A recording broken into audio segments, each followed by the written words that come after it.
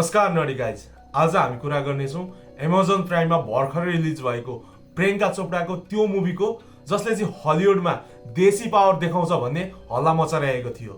The bluff 19th सेन्चुरीको Caribbean island सामुद्रिक लुटेराहरूको लडाई र एउटा खतरनाक आमाको बदला। भिजुअल्स र ट्रेलर्स हेर्दाखेरि एकदम दामी लाग्छ, तर के यो मुभी साँच्चीकै मास्टरपिस हो कि हाइप मात्र? आज यसको राम्रो नराम्रो दुईटै पक्षको कुरा गरौँ। स्टोरी सिम्पल छ। एउटा पुरानो रिटायर्ड पाइरेट्स आफ्नो अतीतलाई भुलेर शान्त जीवन जिरहेको हुन्छ, तर भनिन्छ नि अतीतले कसैलाई पनि छोड्दैन।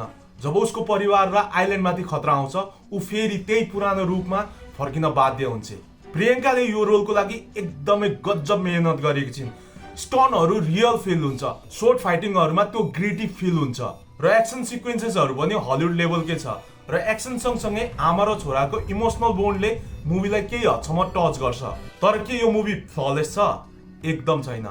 पहिलो नेगेटिभ पोइन्ट भनेकै यो मुभीको स्टोरी लाइन एकदमै प्रिडिक्टेबल छ। हामीले पहिले हेरिसकेका छौँ रिटायर्ड हिरोहरू फर्केर फेरि लडेको, त्यसैले स्टोरीमा कुनै त्यस्तो नयाँ फ्लेभर छैन।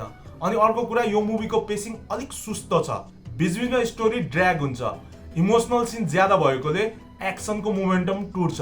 अनि सबैभन्दा ठुलो कुरा, मुभीको साइड क्यारेक्टरहरूको स्टोरीलाई एक्सप्लोरै गरिएको छैन, जसले गर्दा सबै मुभी प्रियङ्काको कानमा अड्किए जस्तो लाग्छ। यसरी हेर्दा के देखिन्छ भने भिजुअल्स र एटमोस्फियर एकदमै कडक थियो, तर यो मुभीको स्टोरीमा हल्का ट्विस्टहरू हालिदिएको थियो भने यो मुभी एउटा क्लासिक बन्न सक्थ्यो। तर यो पाइरेट्स अफ क्यारेबियन जस्तो लार्जर देन लाइफ होइन, यो एउटा डार्क सर्भाइभल थ्रिलर हो। यदि तपाईँ प्रियङ्का चोपडाको फ्यान हो र फिमेल लिड एक्सन मुभी हेर्न चाहनुहुन्छ भने यो मुभी वान टाइम वाच गर्न सक्नुहुन्छ। इफ तपाईँले यो मुभी हेरिसक्नु भएको छ भने प्रियङ्काको यो अवतार तपाईँलाई कस्तो लाग्यो तल कमेन्टमा लेख्नु नि होला र हेर्दै गर्नुहोस् नर्डी एक्सप्लेन।